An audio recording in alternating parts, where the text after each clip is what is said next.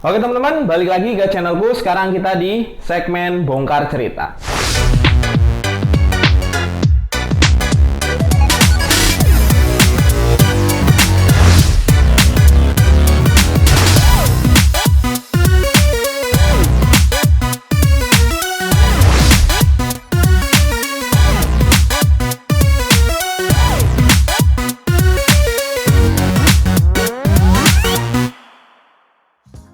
Oke, hari ini aku udah bareng sama seseorang dari STAN.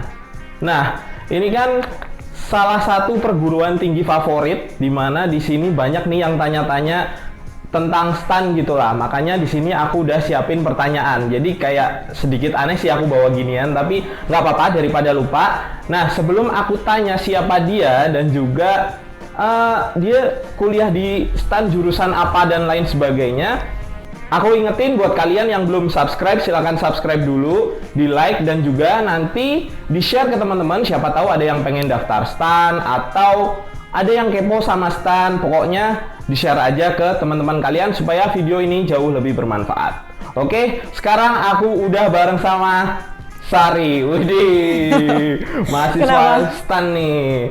Standar ya, apa panggilannya? Standard. Wah, udah bareng PKN sama STAN BTW. Iya, PKN STAN. Namanya sekarang PKN STAN gitu ya? Politeknik Keuangan Negara STAN gitu. Dulu kalau nggak salah gini, namanya cuma STAN gitu, Sekolah Tinggi Akuntansi Negara. Sekarang jadi PKN STAN ya? Iya, jadi sebenarnya waktu kayak ada sejarahnya itu dari dulu itu kayak aku sih nggak hafal, maksudnya aku agak lupa kalau dari pertama sampai sekarang gitu namanya apa aja. Tapi sebelum Politeknik Keuangan Negara STAN itu namanya STAN aja, Sekolah Tinggi Akuntansi Negara. Tapi sejak 2015 itu jadi berubah jadi Politeknik Keuangan Negara STAN gitu. Jadi kayak cakupannya itu kan lebih luas. Maksudnya secara akademiknya itu kalau sekolah tinggi kan berarti dia cuma sampai diploma 3. Tapi sekarang jadi Politeknik itu jadinya itu lebih luas, karena kalau Politeknik kan bisa menyelenggarakan program sampai gelar doktoral sampai juga yang strata gitu. Berarti secara kelembagaan STAN ini nggak cuma ganti nama lah, tapi juga secara kelembagaan itu bisa dibilang lebih luas gitulah ya. Iya, benar. Jadi kayak berubah, cuman nggak berganti nama, nggak cuman berganti nama tapi juga berubah secara kelembagaannya. Oke. Terus kalau gitu, dengan adanya perubahan itu gitu ya, ada nggak sih perbedaan STAN yang dulu sama sekarang? Cuma itu doang, atau dari sisi jurusan deh, jurusannya apakah itu bertambah sekarang atau gimana? Kalau dari jurusan kayaknya nggak bertambah, jadi tetap 4 jurusan kan. Jurusan akuntansi, terus jurusan pajak, jurusan kepabeanan dan cukai, sama jurusan manajemen keuangan. Jadi menurutku sih kayaknya setauku itu nggak bertambah jurusannya, cuman secara prodinya itu emang ada penambahan kayak gitu. Jadi kalau dari yang Sekolah Tinggi Akuntansi Negara, setauku itu kan cuman sampai diploma 3 gitu. Tapi sejak ada jadi Politeknik Keuangan Negara STAN itu berubah, ada penambahan prodi kayak D4 akuntansi kayak gitu. Berarti sekarang udah ada D4, dari dulu udah ada D4 berarti, atau baru aja? Kayaknya kalau D4 itu sejak jadi Politeknik aja, kalau D4. D4 berarti setelah berubah jadi Politeknik, baru ada D4. Prodi D4 akuntansi. D4 akuntansi. Terus yang lain D1 sama D3, diploma 3. Itu jurusannya ada 4 tadi.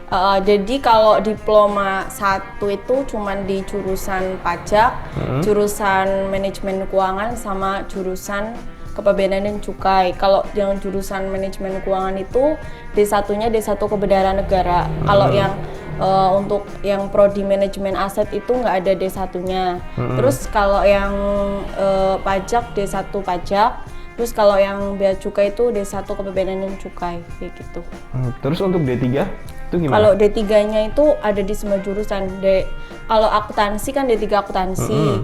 Terus kalau manajemen aset itu ada D3 manajemen aset, D3 kebenaran negara. Terus kalau pajak itu ada D3 pajak sendiri, terus sama D3 penilai atau yang namanya valuer gitu. Terus kalau yang bea cukai itu D3 bea cukai. Oke. Ternyata banyak ya jurusannya, nggak cuma Iya. itu aja. Soalnya kan Jurusannya dulu- 4, Nah, cuman prodinya banyak.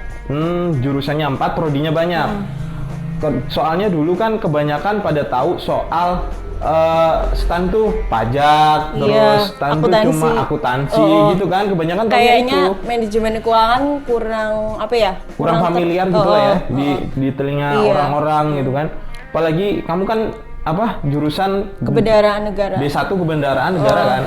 Nah, apalagi itu kan kayak orang tuh masih asing gitu lah Iya, biasanya. kayak apa ya? Kayak kurang favorit gitu kan mungkin. Tapi sebenarnya yang waktu tahunku kan aku 2018 itu juga nerimanya 24 kelas gitu. Jadi itu kayak bener-bener banyak karena kan instansi-instansi selain Kementerian Keuangan kan butuh dari lulusan PKN STAN kayak gitu sih. Oh, oke sih. Terus kita bahas tentang stan secara umum dulu lah ini. Cara daftarnya tuh gimana sih, Sar? Cara daftar STAN. Kalau cara daftar STAN pastinya itu sih teman-teman udah pada tahu kan. Jadi kayak kalau PKN STAN itu kan masuk ke dalam yang di portal BKN gitu. Jadi dia itu masuk ke 8 sekolah ikatan dinas yang pendaftarannya itu terintegrasi di portal SSCASN bkn.go.id. Jadi untuk kayak daftarnya itu kayak pastinya itu pertama itu kayak kita itu lebih lebih sering kepo aja gitu sama timeline-nya gitu, timeline tanggal pendaftarannya, soalnya pasti itu update-nya itu ada di mana-mana gitu sih. Jadi pertama itu kita buat akun itu di BKN tadi SSCASN. Terus yang kedua itu nanti kalau udah dari situ nanti kita masuk ke portal SPMB PKN STAN kayak gitu. Nanti di situ melengkapi data-data diri gitu. Jadi kayak ikutin semua langkah-langkahnya gitu. Oh, berarti semua pendaftaran terintegrasi dalam satu website. Websitenya BKN. Tapi nanti di BKN-nya itu kalian pilihnya PKN STAN kayak gitu kan. Jadi kayak sekarang itu kan kalian harus milih di salah satu pilihannya kan ada 8 setauku ya, kayak PKN STAN, terus STMKG, STIS, STIN, itu kan mereka masuk di BKN yang tadi kan. Itu tapi kamu kalau mau daftar PKN STAN pilihnya ya PKN STAN gitu. Dan itu bisa milih dan itu bisa milih satu sekolah kedinasan aja atau bisa beberapa sekarang? Cuman satu aja, jadi harus pilih salah satu.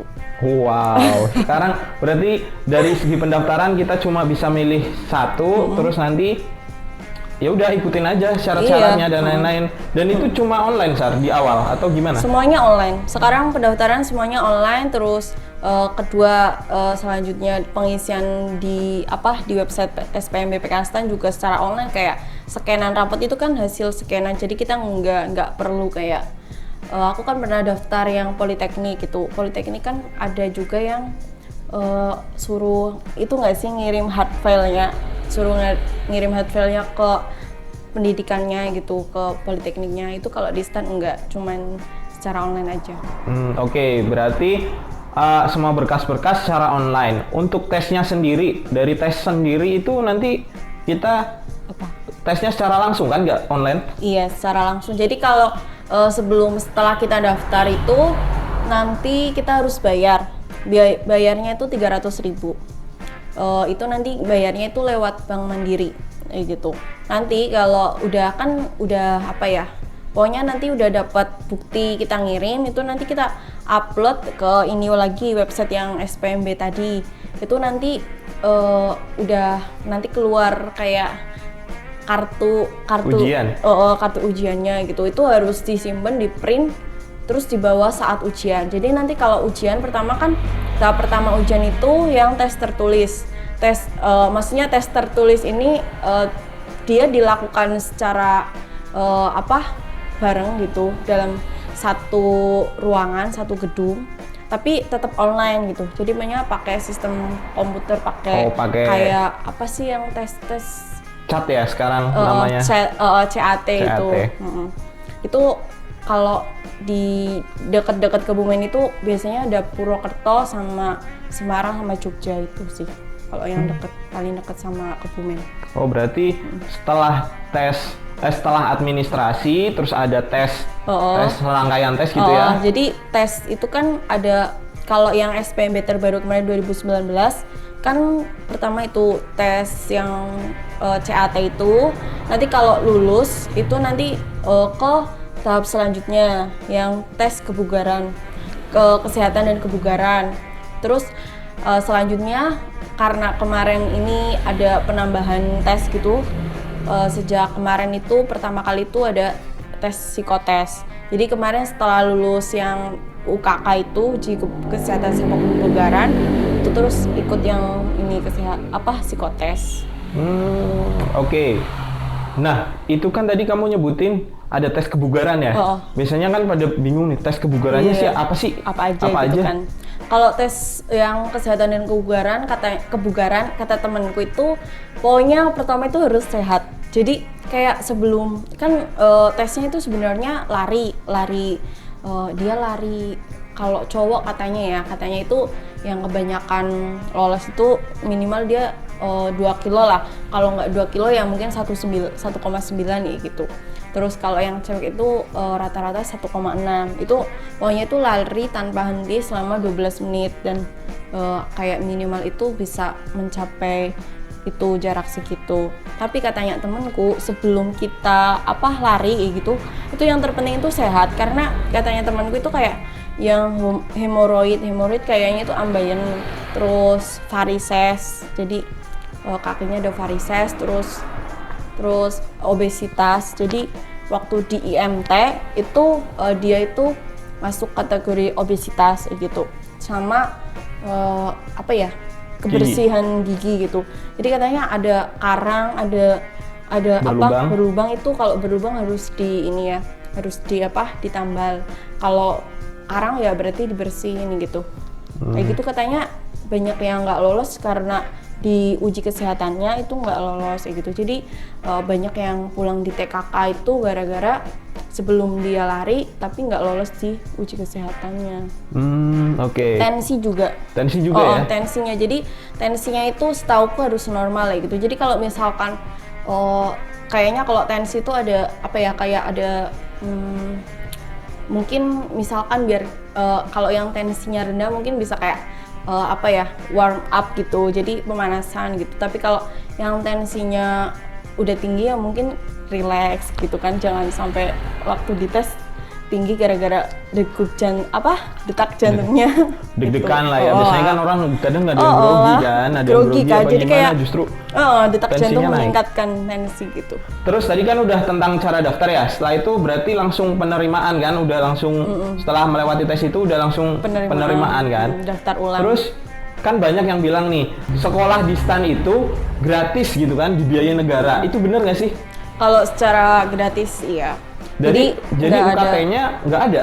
UKT nggak ada lah. Jadi kita itu emang benar-benar gratis gitu. Jadi kayak kita ngeluarkan uang ya berarti cuman yang di awal tadi pendaftaran yang 300.000 sama yang waktu nanti untuk biaya hidup kayak kos-kosan, makan itu emang bayar sendiri gitu. Jadi kayak buat tugas-tugas juga banyak sih, maksudnya. Tapi menurutku sih kalau di STAN itu jarang yang sampai ngeprint itu nggak pernah. Jadi kayak dosennya lebih banyak juga yang menekankan ke ini yang soft file gitu. Jadi kayak untuk paperless gitu kan. Jadi kayak lebih jarang banget anak STAN yang sampai karena sering ngeprint makalah gitu, jarang.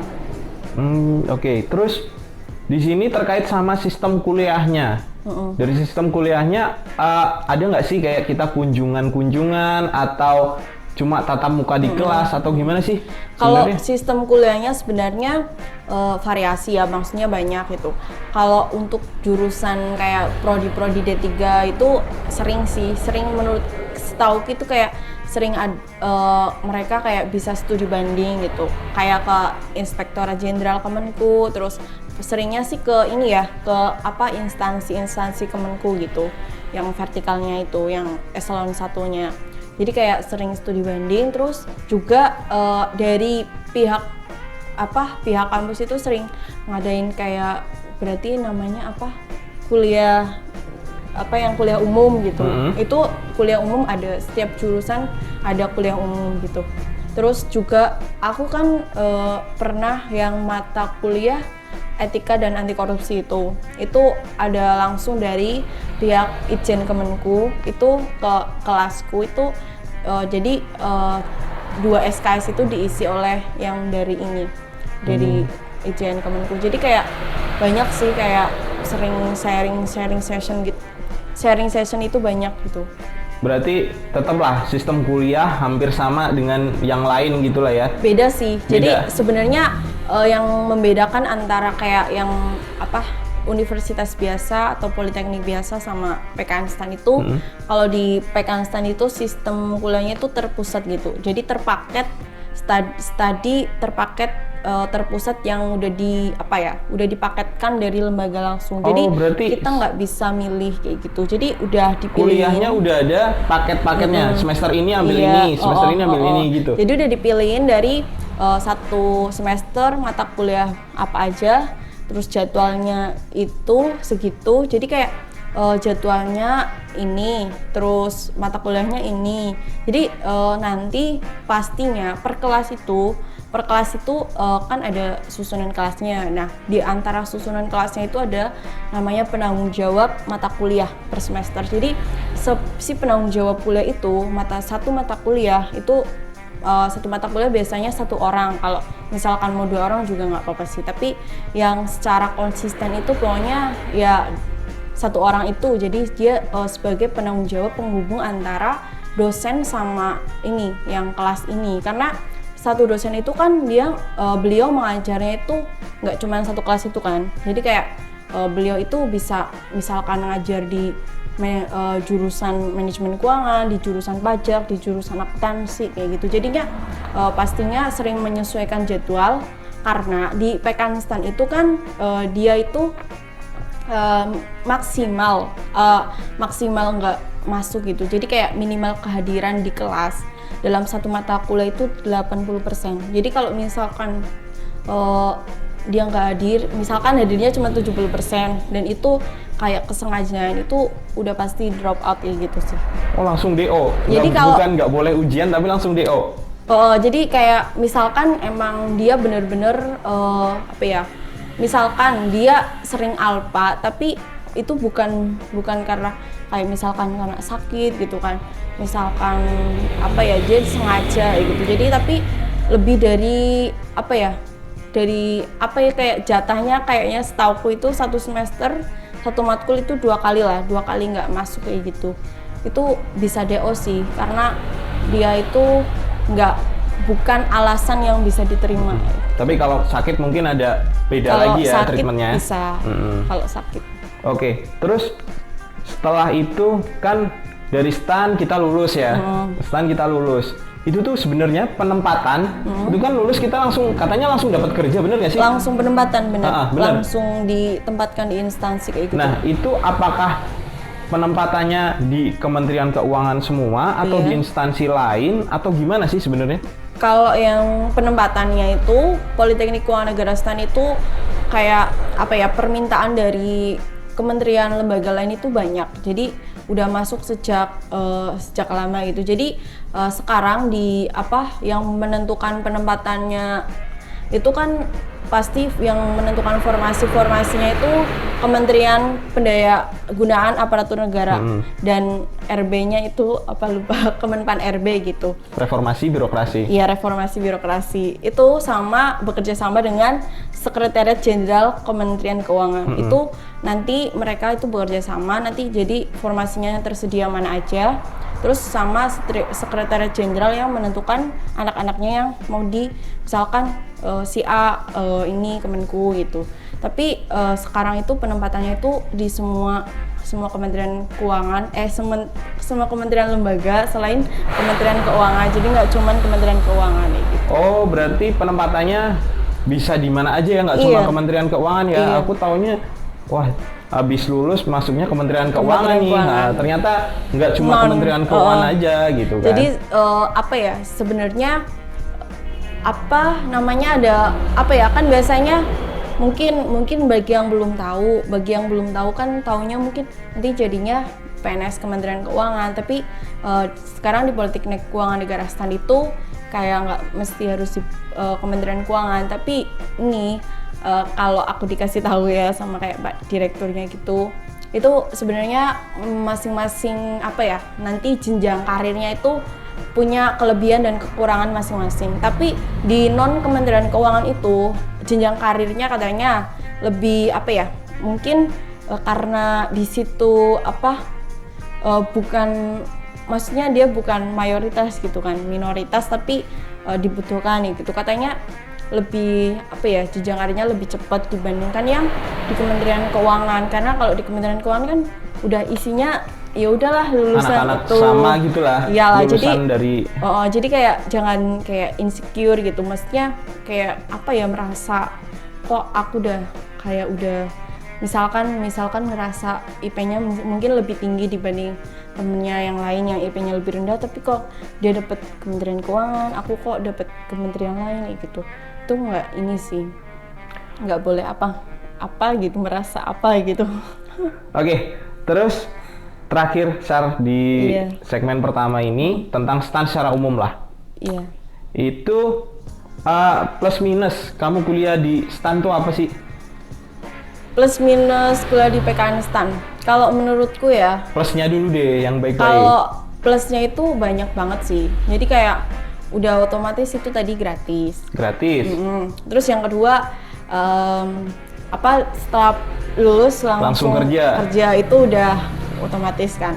Terus yang ketiga itu sangat menjunjung tinggi integritas. Jadi kayak kita itu benar-benar dididik untuk menjadi pribadi yang berintegritas gitu. Jadi dia siapkan menjadi seorang aparatur sipil negara yang berintegritas. Karena kalau di PKN STAN di DO langsung itu salah satunya adalah dia ketika ujian mencontek. Jadi ketika ujian mencontek itu udah otomatis di DO gitu.